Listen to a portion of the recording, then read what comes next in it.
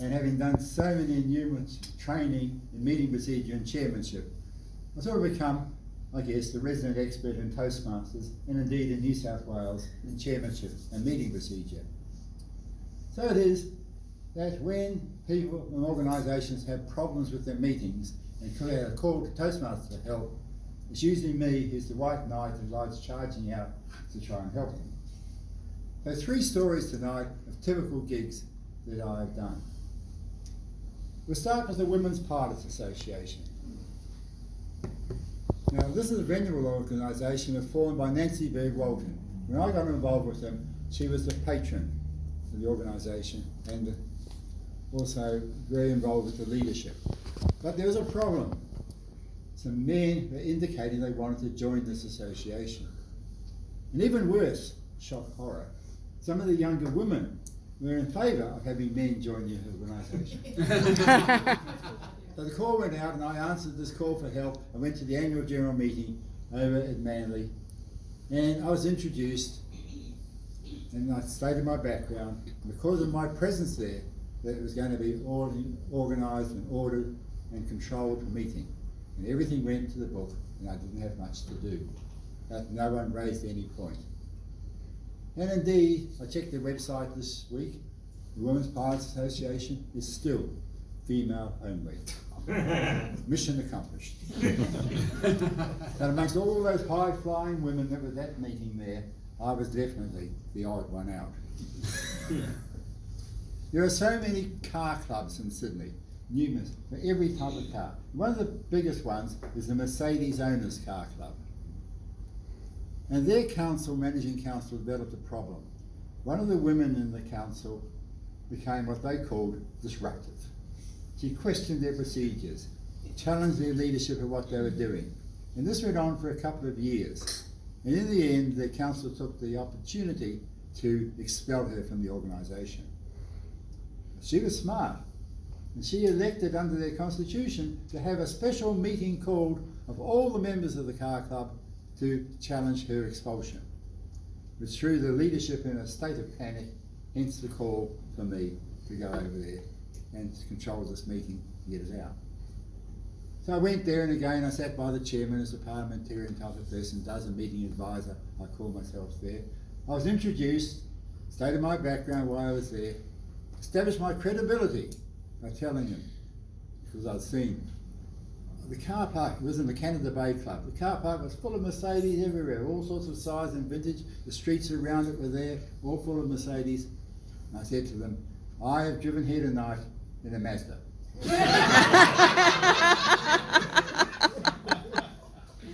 Now that established my credibility as the odd one out. And from that point it was fine. The meeting ran with order and decorum. The minority had the right to be heard. The lady who was being expelled and her supporters all had their say. The council had their say. The will of the majority prevailed and the expulsion was agreed. But there was a sense at the end of the day that justice and courtesy had prevailed and everyone went away basically happy, driving off in their Mazdas, in that Mercedes. I went home in my Mazda. Another call came out to Toastmasters. A church was holding a conference in Sydney and wanted someone to be controlled help with their meetings. I said, okay, I'm not religious, I'll be the odd one out, I'll take this church gig.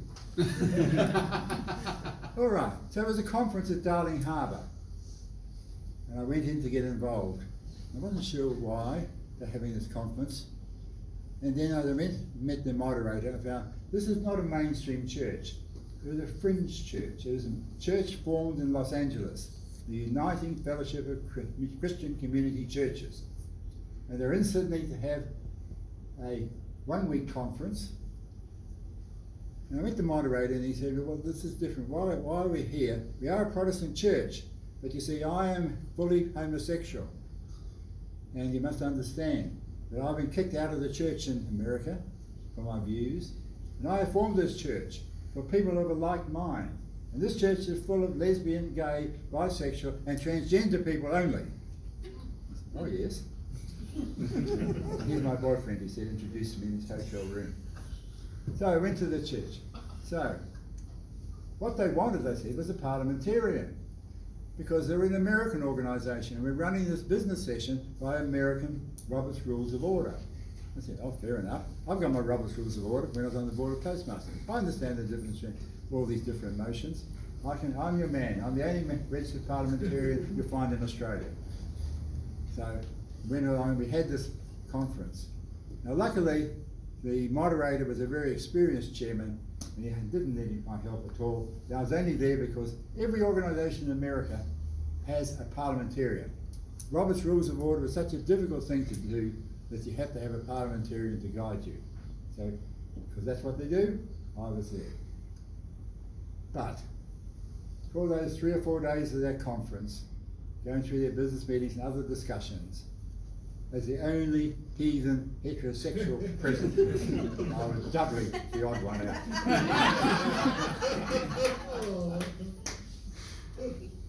Now what do these gigs and some of the ones I've done all have in common?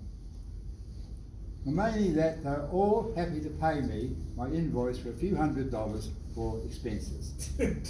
Because to them, facing the prospect of disruptive meetings, having me there just ensured that there would be order and decorum, that hopefully nothing of it come out of order would happen, which didn't. But even if it did happen, with my advice, they'll be able to get through it and I'll be able to sort out the issue. And so there's insurance for them and they're happy to pay. And for me, well, as an extension of my Toastmasters experience, from talking to nice friends like you people, it took me out of my comfort zone into areas where I was definitely the odd one out.